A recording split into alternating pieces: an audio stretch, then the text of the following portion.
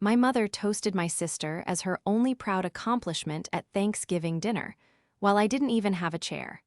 So, I walked out and initiated the corporate restructuring plan that legally seized every asset they falsely claimed to own. Before we continue today's story, we have an urgent announcement to make. Due to technical issues, we are pivoting towards another channel. Please subscribe to our new channel, Kin and Karma. You can find the link in the video description, the pinned comment, and the collaboration tag on this video. Make sure to switch over now so you don't miss out. Thank you for your support. Now back to the story. The migraine had been blinding me for 3 straight days, a relentless, throbbing drumbeat behind my right eye that made even the softest sliver of daylight feel like a physical assault. I was 36 years old, a corporate restructuring specialist who spent my life salvaging dying companies, but my own body was currently in a state of total liquidation. The stress of the last quarter had finally broken my immune system, leaving me shivering under a mountain of blankets in my apartment, clutching a half-empty mug of ginger tea that had gone ice-cold hours ago. My doctor had called it severe adrenal fatigue and prescribed absolute rest, warning me that if I didn't stop working 80-hour weeks, my heart would simply give out. But rest is a luxury you cannot afford when you are the invisible financial pillar, holding up an entire family's crumbling facade. I reached for my phone, squinting against the harsh glare of the screen.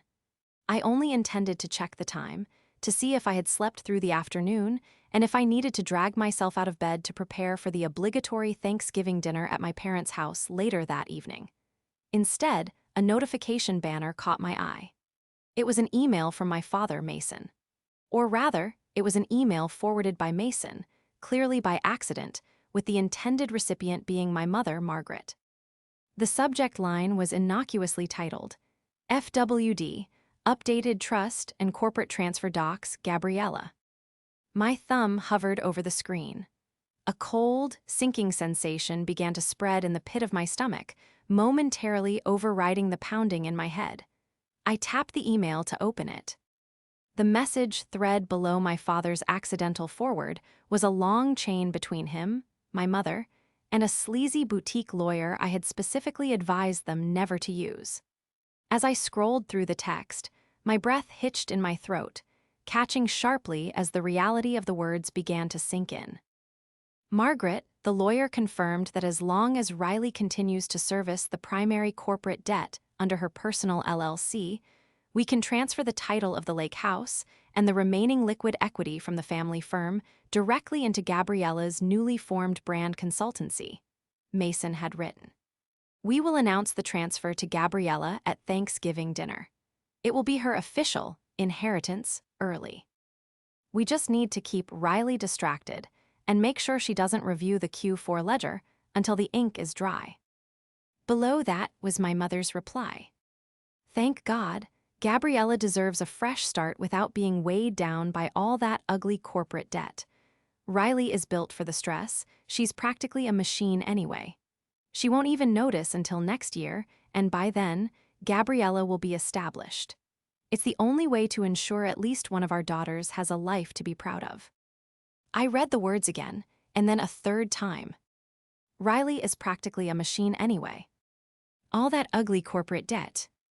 I had spent the last 7 years slowly, painstakingly bailing my parents out of a massive, multi-million-dollar insolvency crisis that my father had caused through sheer incompetence. I had leveraged my own professional reputation, taken out loans in my name, and restructured their failing company into a holding entity just to keep a roof over their heads. I had sacrificed my 20s, my relationships, and now my health entirely for them. And here they were, actively conspiring to strip the only remaining assets of value out of the company, gift them to my younger sister Gabriella, and leave me holding a bag of toxic, crushing debt that would financially ruin me forever. The room spun. A wave of profound, suffocating nausea washed over me, so intense I had to grip the edge of the mattress to keep from falling onto the floor. This wasn't just a slight. This was a calculated, devastating financial assassination orchestrated by the people who had given me life. The betrayal was worse than the diagnosis itself. For almost an hour, I simply sat in the silent gloom of my bedroom, the blue light of my phone screen long extinguished. The physical pain in my body was entirely eclipsed by a cold, hollow numbness that seemed to echo in my chest. My mind, usually a rapid-fire processor of spreadsheets, risk assessments, and strategic forecasts, was completely blank. I felt like a building that had just undergone a controlled demolition, waiting for the dust to settle before the wreckage could be surveyed. The silence was shattered by the harsh, vibrating buzz of my phone against the wooden nightstand. I flinched, my eyes darting to the caller ID. Mom. I let it ring 3 times, taking a slow, shaky breath to steady my racing heart. I pressed the phone to my ear. Hello. Riley, honestly, are you still sleeping? Margaret's voice was sharp, a familiar tone of perpetually irritated disappointment that I had heard my entire life. There was no hello, no inquiry about my severe illness, just immediate, grating impatience. Dinner is at 6. The caterers are already setting up, and Gabriella is bringing 3 of her new clients. I expect you to be here, and please, try to look presentable this time. Don't wear one of those drab gray corporate pantsuits. It's Thanksgiving, not a board meeting. I closed my eyes, visualizing the email thread still sitting in my inbox. She's practically a machine anyway. I'm still very sick, Mom, I said, my voice hoarse, devoid of its usual accommodating warmth. My fever spiked again last night. Oh, for heaven's sake, Margaret sighed heavily into the receiver, the sound dripping with theatrical exhaustion. You always do this, Riley. You always find a way to make everything so difficult right when we need things to be perfect for Gabriella. She has had a very stressful month launching her new brand, and she needs family support today. Take a pill, drink some coffee, and get over here. And don't bring up work tonight. Nobody wants to hear about your depressing spreadsheets while we are trying to celebrate. She didn't wait for my response. The line went dead with a sharp click. I pulled the phone away from my ear and stared at the dark screen. The sheer audacity of her demands, the casual cruelty woven into every syllable, was staggering. She wanted me there not as a daughter, but as a prop. A quiet, drab background character to sit silently while they celebrated the sister who was actively being handed the fruits of my decade of grueling labor.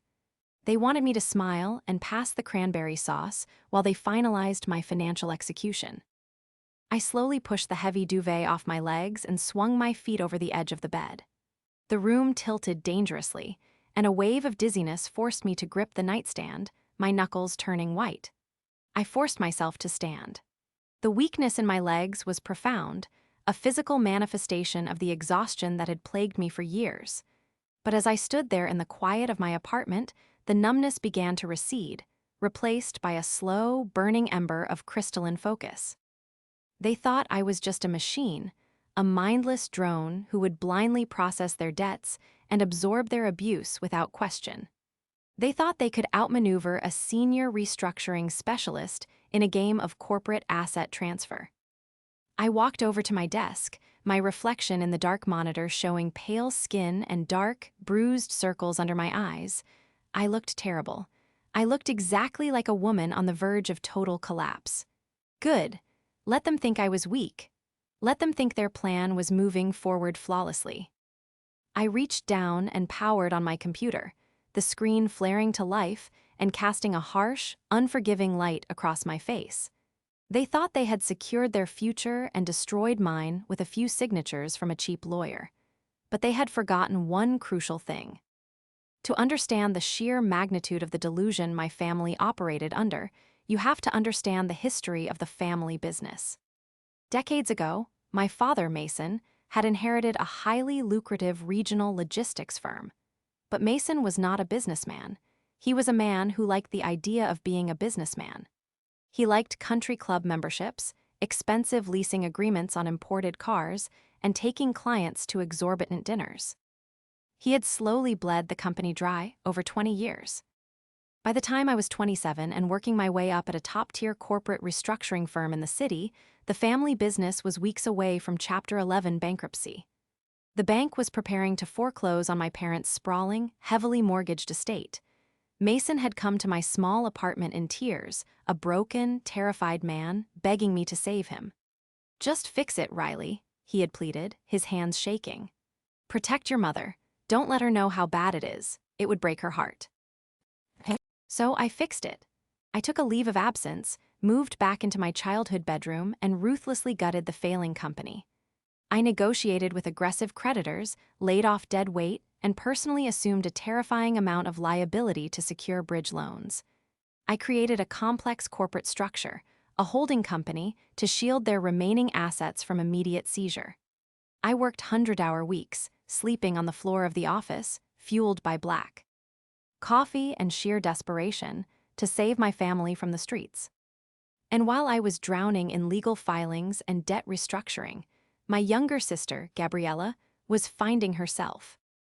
Gabriella is exactly 30 years old and has never held a job for longer than 6 months. She is stunningly beautiful, armed with a perfectly curated online aesthetic and a vocabulary consisting entirely of empty corporate buzzwords she doesn't actually understand. While I was fighting off aggressive debt collectors, she was studying abroad in Florence, entirely funded by credit cards Mason had secretly taken out against the company's dwindling lines of credit. Whenever I tried to confront my parents about her reckless spending, Margaret would fiercely intervene, her eyes blazing with protective fury. "Gabriella is creative, Riley," Margaret would snap, waving away my spreadsheets. "She has a vision. She isn't meant to be trapped in a dreary office like you. She needs capital to build her personal brand. You just don't understand because you don't have an artistic bone in your body." Gabriella's personal brand currently consisted of calling herself a lifestyle and brand consultant. She essentially demanded money from my parents to buy designer clothes, go to exclusive resorts, and take photos of herself, claiming it was all networking and brand building. She had no actual clients, no revenue streams, and no discernible skills other than manipulating my mother into believing she was on the verge of international superstardom. And now, according to the email, they were transferring the last solvent assets, the lake house and the remaining liquid capital I had fought so hard to secure, directly into Gabriella's fictional consultancy, to protect it from the massive debt they had accrued and that I was currently managing. They were going to leave me holding a multi-million-dollar grenade, and they were going to pull the pin at Thanksgiving dinner. I remembered the last family gathering we had. It was Margaret's birthday, a lavish affair paid for by a bonus Mason claimed he received, which I knew for a fact was a high-interest payday loan he had taken out in the company's name without my authorization. Gabriella had arrived 2 hours late, sweeping into the restaurant wearing a silk designer dress that cost more than my monthly mortgage payment. She hadn't apologized for her tardiness. Instead, she immediately commanded the attention of the entire table, launching into a convoluted story about a synergy meeting she supposedly had with a major cosmetics brand. "It's all about disruptive market positioning, honestly," Gabriella had said, swirling her expensive champagne. She had looked across the table at me, her gaze dripping with condescension. "You wouldn't really get it, Riley. It's not like crunching numbers. It requires intuition, an eye for aesthetic value. Speaking of which, are you still wearing that same blazer? I swear I saw you in that at Christmas 2 years ago." Margaret had laughed, reaching over to pat Gabriella's hand. "Your sister is very practical, darling. We can't all have your refined tastes." Mason had just looked down at his plate, avoiding my eyes entirely. That was the dynamic. I was the unappreciated plow horse, expected to pull the cart until I collapsed, while Gabriella was the prized show pony, showered with ribbons for simply existing. I stared at the holding company's master charter on my screen. 7 years ago, when Mason was begging me to save him, he had signed everything I put in front of him without reading a single page. He had been too panicked, too desperate to avoid the public humiliation of bankruptcy. He assumed that because I was his daughter, the complex corporate structures I built were designed exclusively to serve him. He assumed wrong.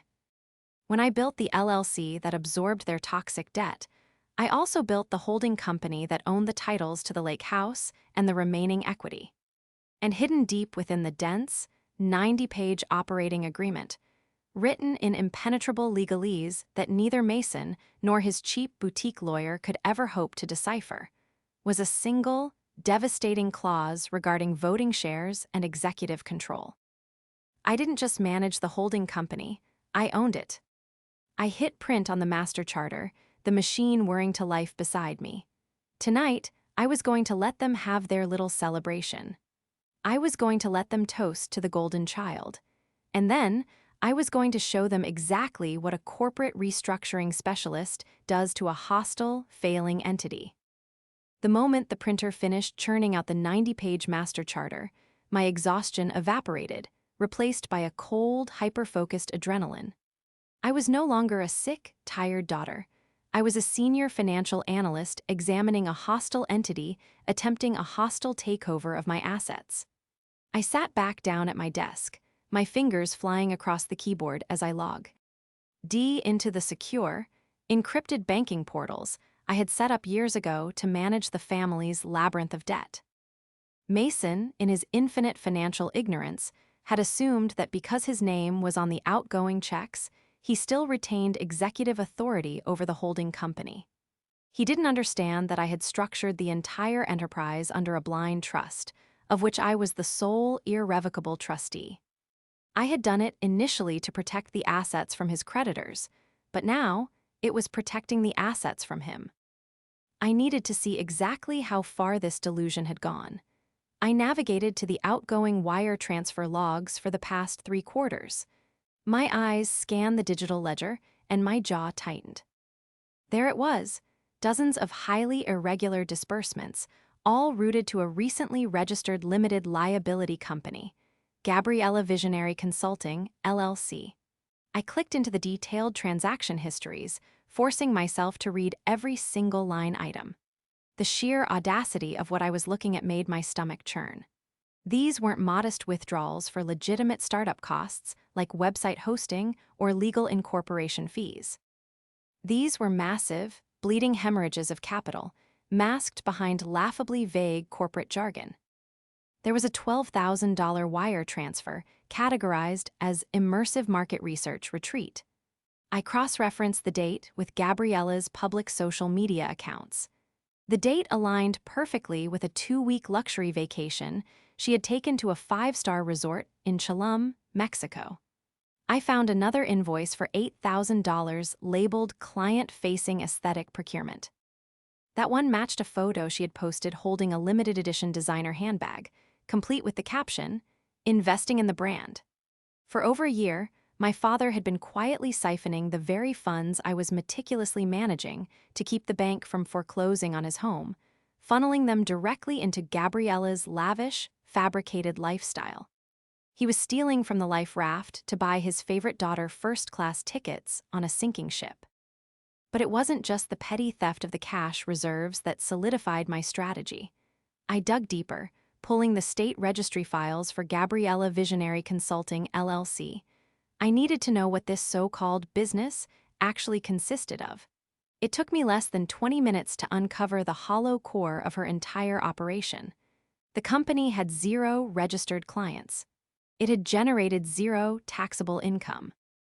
The only money moving into the LLC was the money Mason was illegally transferring out of the holding company. I printed every single wire transfer, every fraudulent invoice, and every damning state registry document. I collated them into a neat, thick manila folder. The paper felt heavy in my hands, a physical manifestation of a decade of my stolen labor and their profound deception. I walked into my bathroom and splashed cold water on my face. My reflection was still pale, but my eyes were sharp, devoid of the weary resignation that had clouded them for years. They wanted me to be the quiet, dependable machine. They wanted me to sit at their table and smile while they celebrated my ruin. I picked up the manila folder, slid it into my leather briefcase, and grabbed my car keys. I was going to give them exactly what they asked for. I was going to show up to Thanksgiving dinner. The driveway of my parents' sprawling estate was packed with expensive cars when I arrived. I parked my modest sedan at the very end of the line, taking a deep, steadying breath before stepping out into the crisp November air. The heavy oak front door swung open before I even reached the porch. Margaret stood in the entryway, holding a crystal wine glass, her eyes immediately scanning me from head to toe with practiced, sharp disapproval. "Well, you finally decided to grace us with your presence," she said, her voice carrying down the hall. She frowned at my attire, a tailored navy blazer, dark trousers, and a simple cream blouse. "I explicitly asked you not to wear your office clothes, Riley.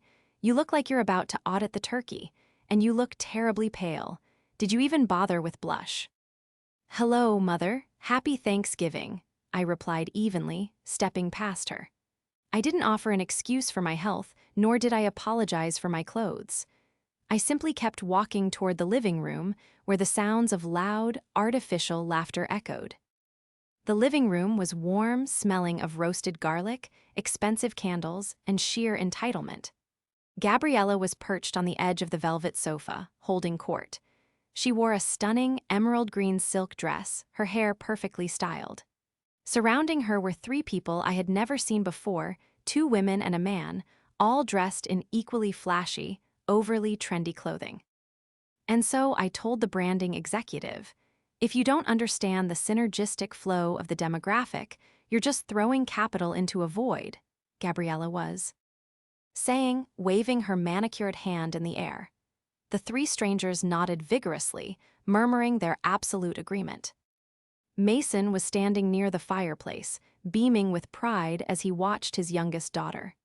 He caught my eye as I entered, and for a fraction of a second, his smile faltered, a flash of nervous guilt crossing his face before he quickly masked it. "Riley, you made it," Mason called out, his voice slightly too loud, slightly too hearty.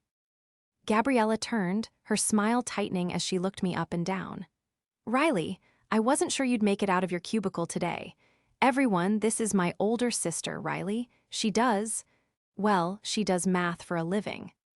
The three strangers offered polite, slightly pitying smiles. "Actually, I'm a corporate restructuring specialist," I said, my voice calm, projecting effortlessly across the room. I walked over and extended my hand to the man sitting closest to Gabriella. "Riley, nice to meet you. You must be one of Gabriella's new clients." The man shook my hand, looking momentarily confused. "Oh, no, I'm Derek. I'm a DJ.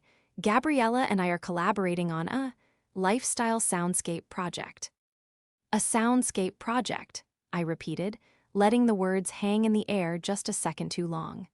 "Fascinating. And how is the return on investment looking for that initiative?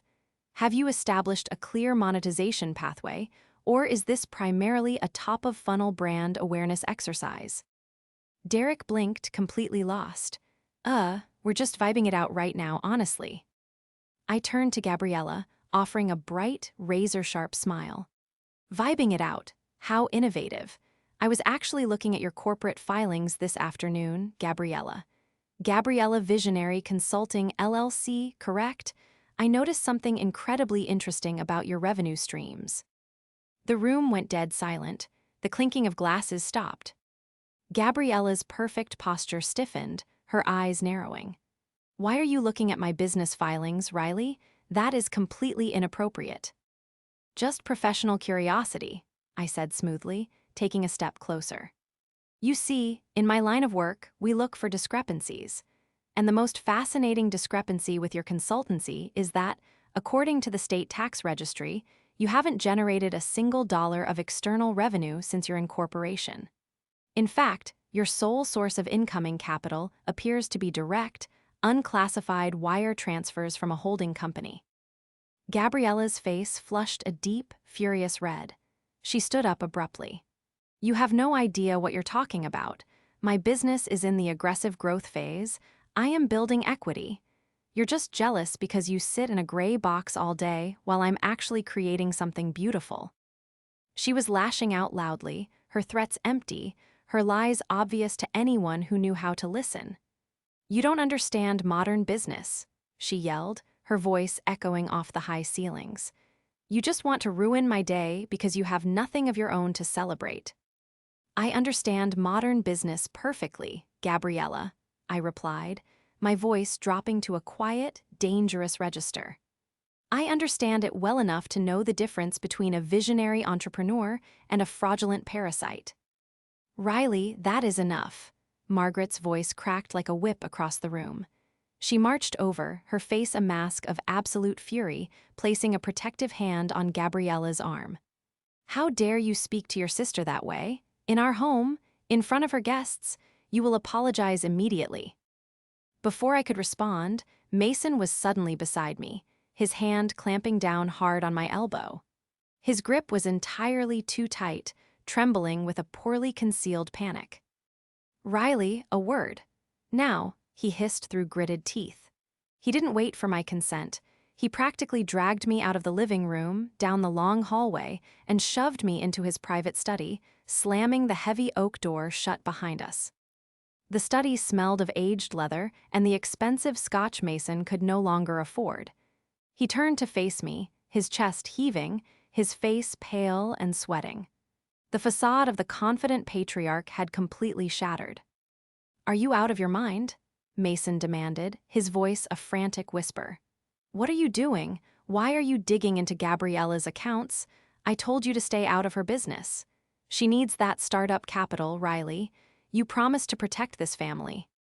"I promised to protect you from bankruptcy, Dad," I said, calmly smoothing out the sleeve of my blazer where he had grabbed me. I set my leather briefcase on his mahogany desk and popped the brass latches. "I did not promise to fund a fictional lifestyle for your golden child, and I certainly didn't promise to let you transfer my legal assets to her." Mason froze, his eyes widening in sheer terror. What are you talking about?" "I received your email this afternoon, the one you accidentally forwarded to me instead of Mom," I said, pulling the thick manila folder from my briefcase and dropping it onto the desk with a heavy thud. "The email detailing your brilliant plan to transfer the lake house and the remaining liquid equity to Gabriella." Mason opened his mouth, but no sound came out. He looked like a fish gasping for air. "Riley, you don't understand. Your mother insisted. Gabriella needs security. You're strong, you always figure things out. But the company..." "The company doesn't exist anymore, Dad," I interrupted, my voice devoid of any warmth. "You bankrupted the company 7 years ago. What exists now is a holding LLC. An LLC that I built.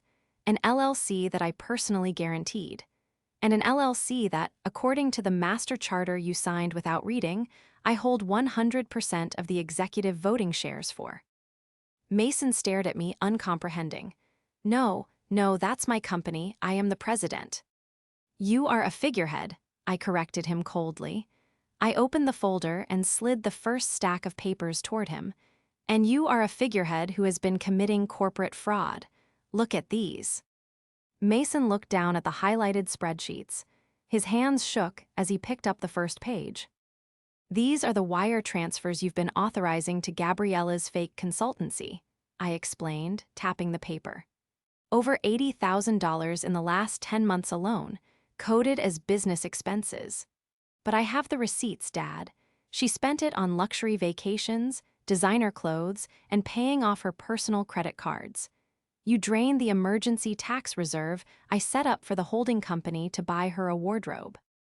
She told me it was for marketing," Mason stammered, his eyes darting frantically across the numbers, desperately searching for a way out.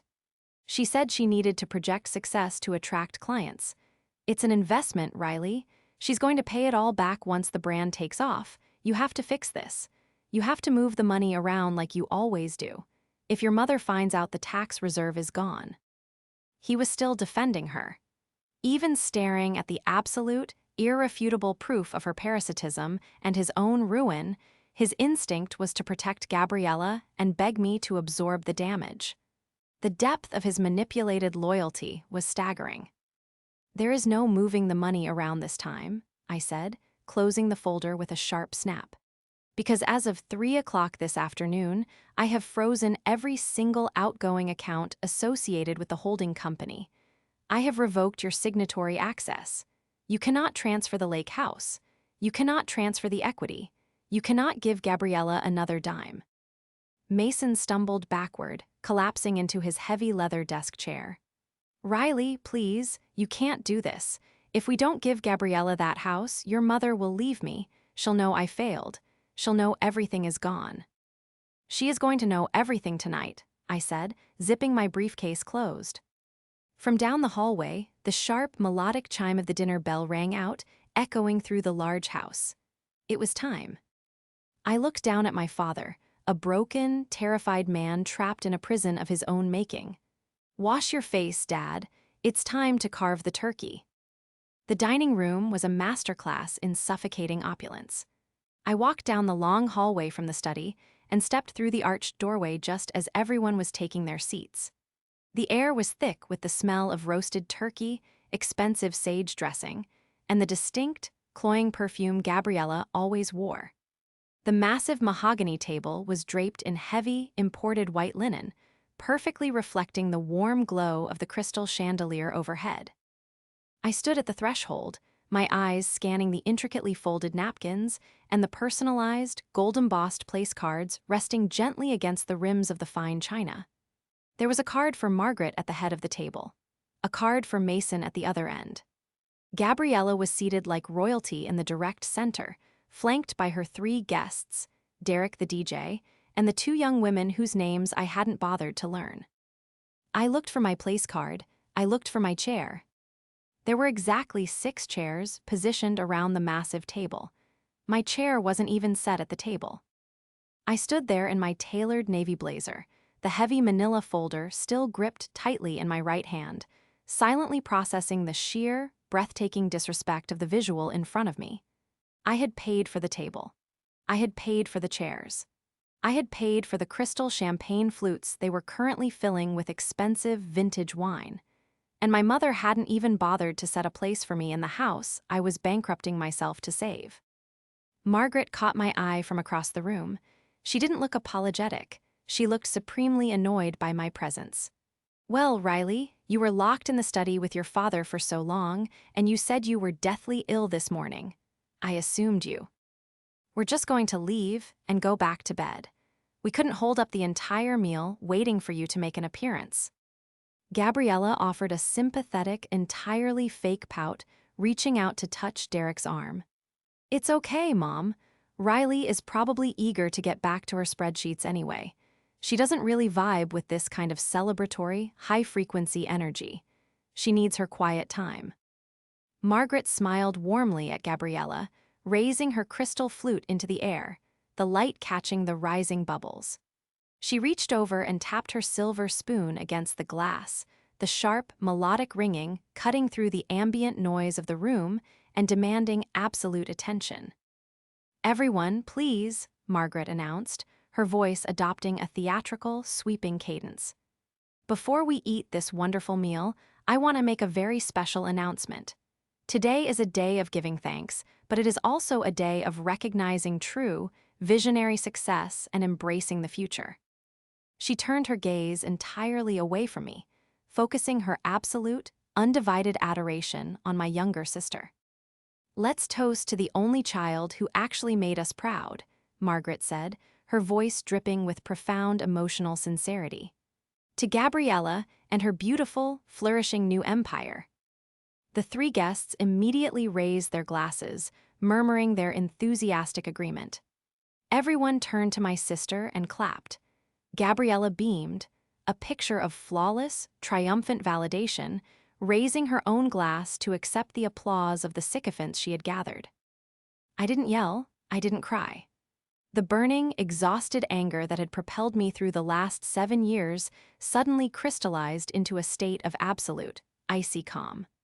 I looked at my mother, who still deliberately refused to make eye contact with me, and then at my sister, basking in the stolen glory of a life I was actively financing. I stood up straighter, took a deep, steadying breath, and let the silence stretch out until the clapping awkwardly died down and the guests took a sip of their champagne. "Thanks for finally saying it out loud," I said. My voice wasn't loud, but the acoustic perfection of the dining room carried every single syllable with lethal clarity. The smiles instantly froze on the guests' faces. Margaret blinked, her mouth opening in shock at my sheer audacity to interrupt her perfect moment. I didn't wait for a response. I didn't wait for the inevitable lecture. I simply turned on my heel and walked back out into the hallway, heading straight toward the front door. "Oh, don't be so incredibly dramatic, Riley," Margaret called out from behind me, her voice tinged with sharp exasperation. "We're trying to have a nice dinner. Stop making everything about you." I kept walking. I reached the grand entryway, my hand extending toward the heavy brass handle of the front door. I was done. I was finally, truly done. I stopped cold when my dad started panicking. "Riley, no, wait, please stop." Mason's voice was a ragged, terrifying sound that tore through the quiet house. It wasn't his usual booming, confident patriarchal tone. It was the high-pitched, desperate shriek of a man watching his life support get abruptly unplugged. He came sprinting out of the study, his face flushed a dangerous, mottled purple, practically tackling me from behind to keep me from turning the doorknob. "You can't leave, you can't," he gasped, his fingers digging painfully into the fabric of my blazer. He turned frantically back toward the dining room archway, his eyes wide and wild with absolute terror. "Margaret, don't let her leave. The accounts, Margaret. She froze the accounts. She owns everything." The dining room fell into a dead, horrifying silence. Margaret slowly lowered her champagne glass, her perfectly sculpted brow furrowing in deep, angry confusion. "Mason, what on earth are you blabbering about? What accounts? Control yourself in front of the guests." Gabriella stood up abruptly, her chair scraping loudly against the hardwood floor. Her face was pale. "Dad, stop it. You're embarrassing me in front of my network. Go back into the study." But Mason was utterly broken. The decades of lying, the crushing weight of the hidden debt, and the sudden, terrifying realization that I had actually cut the financial cord had finally shattered his carefully constructed reality. He looked at Gabriella, his golden child, and then back to his wife. The sheer panic in his eyes shifted, slowly transforming into a profound, devastating resignation. He let out a long, shuddering sob. "There is no network, Gabriella," Mason choked out, tears suddenly spilling over his lower eyelids and tracking down his flushed cheeks. He let go of my arm and took a slow, stumbling step toward the dining table, his hands trembling violently. "There is no empire. There is no money. There hasn't been any money for a very long time." "Mason, what are you saying?" Margaret demanded, her voice trembling slick. "TLY now." She looked from my father to me, realizing for the very first time that the power dynamic in the room had fundamentally, irrevocably shifted. "Riley, what did you do to him?" "I didn't do anything, Mother," I replied, my voice steady and cold. I walked slowly back into the dining room, stepping past my weeping father. I walked directly over to the center of the table, right to where Gabriella was standing. I dropped the thick manila folder directly onto her personalized gold-embossed place setting with a heavy, final thud. I just stopped paying for the illusion. I flipped the folder open. The top document was the state registry printout showing her zero-revenue business. The next was the heavily highlighted ledger of unauthorized wire transfers. "Dad," Gabriella commanded, her voice shrill and tight with sudden, genuine terror. She didn't look at the papers. "Tell her to stop. Tell her to get out of my house." But Mason didn't defend her. For the first time in his entire life, he didn't step in to shield her from the consequences of her own actions. He walked slowly over to the table, his shoulders slumped in total defeat, and he looked Margaret dead in the eye. "We are bankrupt, Margaret," he said, the words falling from his mouth like heavy stones. "We have been completely bankrupt for 7 years. I lost the company. I lost everything.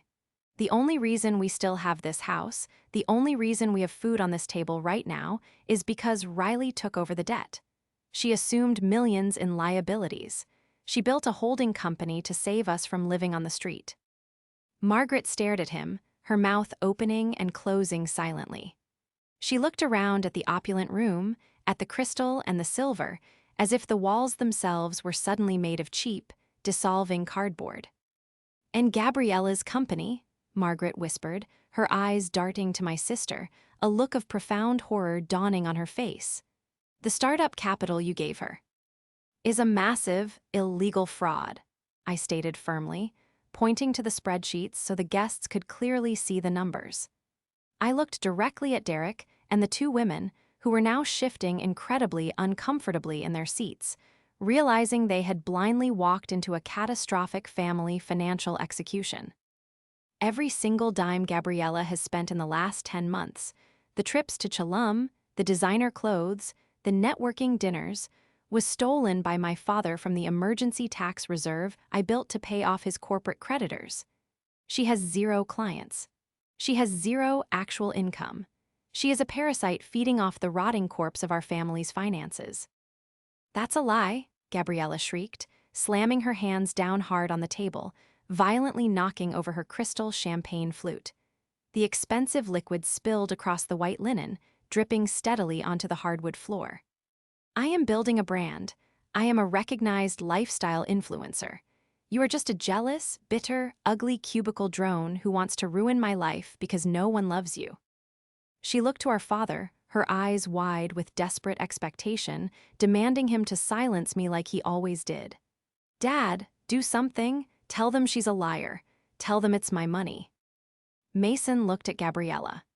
He looked at the spilled champagne dripping onto the floor, at the highlighted wire transfers exposing his crimes, and then at me, his exhausted, physically ill, fiercely competent daughter who had sacrificed her youth to save his foolish pride. "No," Mason said. The word was quiet, but it carried the immense weight of a dying star. He stood up a little straighter, wiping the tears from his face, a sudden, desperate strength washing over him as he finally abandoned the lie he had lived for a decade. "No more, Gabriella, I'm done," Mason said, his voice gaining a newfound, tragic firmness. "I am done stealing from your sister to buy your affection. I am done pretending you are a success while she works herself into the hospital. I will not lie for you anymore." He turned to Margaret, closing his eyes in deep shame. "I'm sorry, Maggie. I'm so sorry. I was a coward. But Riley is the only reason we aren't sleeping in a shelter, and we treated her like absolute dirt." Margaret physically staggered backward, collapsing heavily into her chair at the head of the table. She stared at Gabriella, her golden child, seeing her clearly for the very first time. Not as a visionary entrepreneur, but as the incredibly expensive, cruel consequence of their own terrible, enabling parenting. Gabriella looked around the room, hyperventilating as she realized she had completely lost control of the narrative. She turned to Derek the DJ, plastering on a frantic, terrifyingly fake smile. "Derek, please, you know my vision. You know the synergy we discussed." "Look, man, I'm just gonna go," Derek muttered, standing up so fast his chair nearly tipped over. He grabbed his coat from the back of his seat, refusing to make eye contact with her.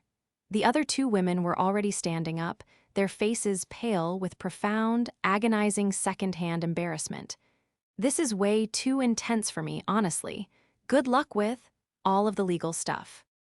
They scrambled out of the dining room without another word, the heavy front door clicking shut behind them, leaving the four of us standing in the suffocating, ruinous silence of a destroyed Thanksgiving. The golden child's fake empire had fallen, and I hadn't even had to raise my voice. The aftermath of that Thanksgiving dinner was swift, legally brutal, and incredibly liberating. I didn't stay to eat the turkey. After my father finally confessed the truth and shattered Gabriella's facade, I simply picked up my empty folder, walked out the front door, drove back to my apartment, crawled into my own bed, and finally allowed my exhausted body to genuinely rest.